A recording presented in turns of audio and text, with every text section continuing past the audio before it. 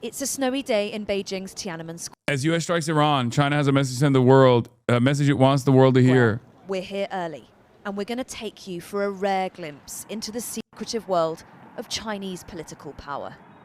I've reported from Beijing for nearly 3.5 years now, and there is still something of a buzz every time we're allowed here, because it is quite rare that journalists are allowed to film in Tiananmen Square. It's infamous. Hey!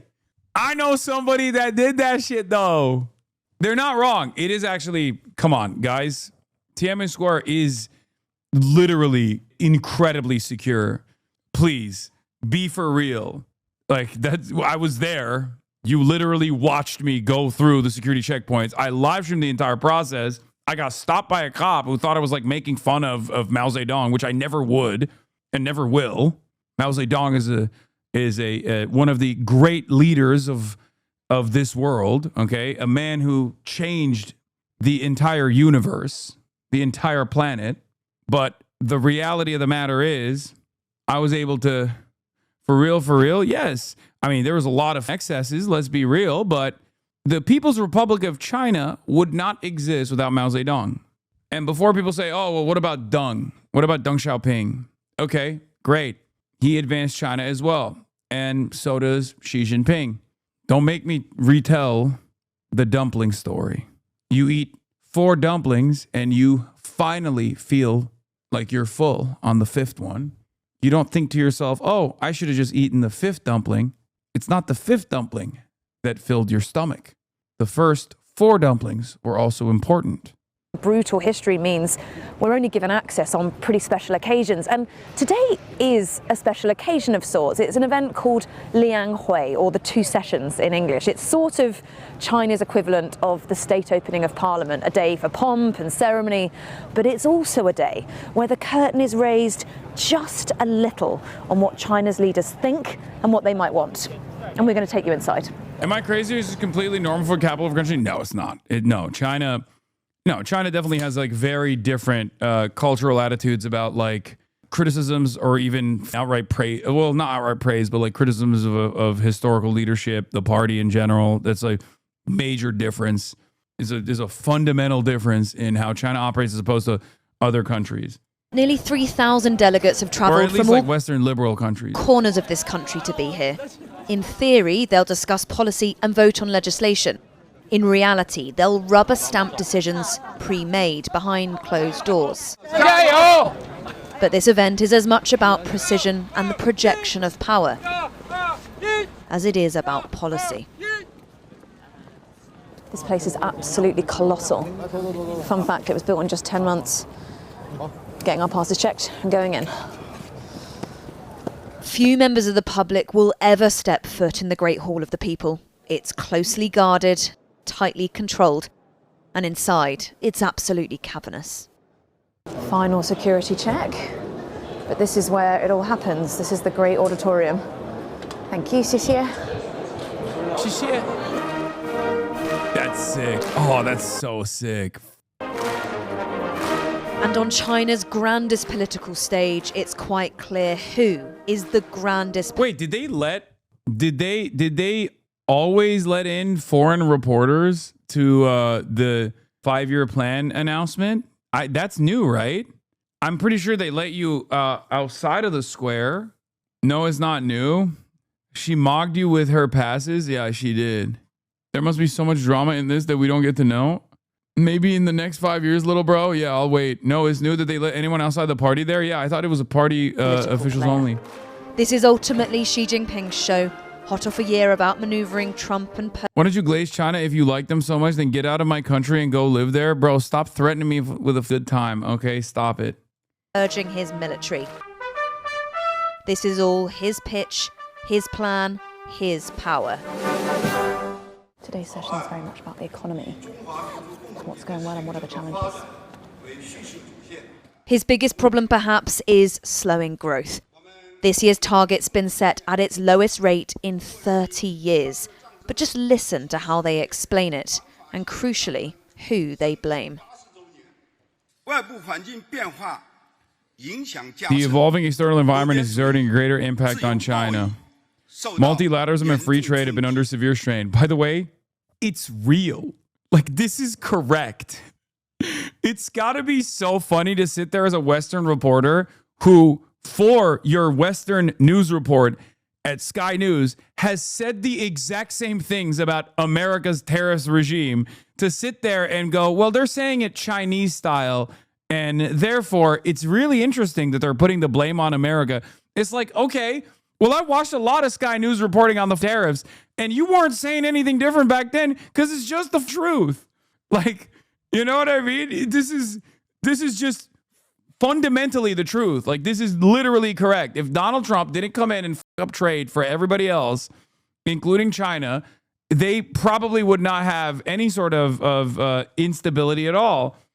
But if you think China's plans and strategy are still something of an enigma, well, this year there might be a little more insight than some. That's bullshit. They always do the 5-year. This is the 14th one. It's on us to not listen when they reveal their targets. 14 times this has happened. 14 times this has happened prior. This is the 15th one. It's not a secret. They literally Babe Ruth it every time. They call the shot every time. They say, here are the 5-year plans that we have. They do it every 5 years. It's in the name. We don't have the capacity to read it and take it seriously up until recently. That's it. That's the only difference. It's not a goal. It is a plan. Yes.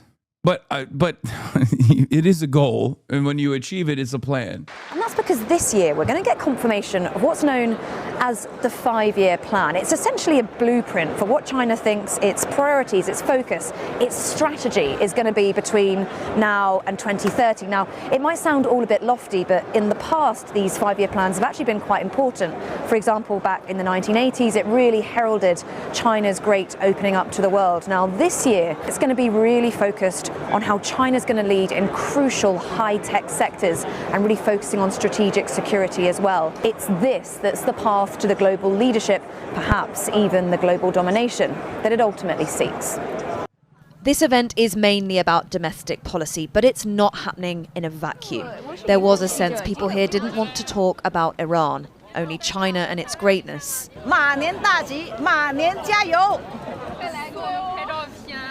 The reality is China won't mind one bit the contrast between what's happened here today, the show of unity and orderliness and presidential power, with what's going on in the Middle East. The contrast, they say, between them and the chaos being unleashed by the President of the United States. It's a contrast that suits China's narrative. It's the superpower worth betting on. There's a different world out there, man. China, we have met every target of the 14th 5-year plan. Our renewable output alone now exceeds electricity consumption for the entirety of the EU. USA, we are killing little girls in Iran for Israel. 779 million a day. Can't protect Dubai or Kuwait. Life expectancy behind Cuba. Li Kong, the year 2025 marked the conclusion of the 14th year plan. I speak Chinese, so I can translate it for you.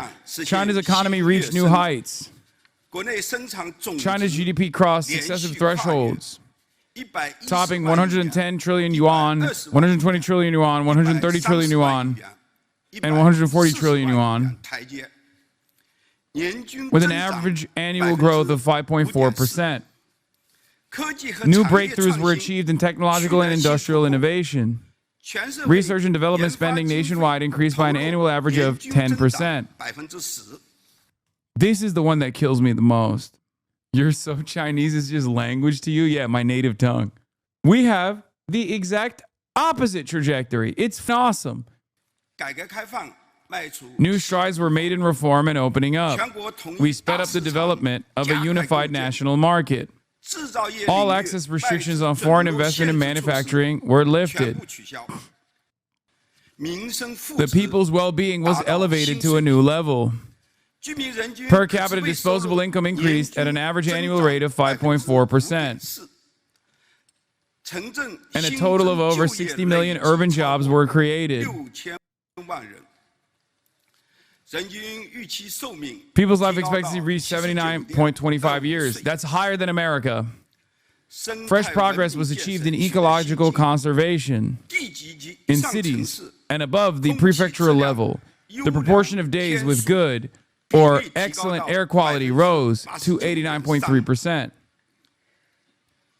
We also created the world's largest and fastest growing renewable energy system. China's ability to safeguard security improved, and we ensured that no systemic risks arose.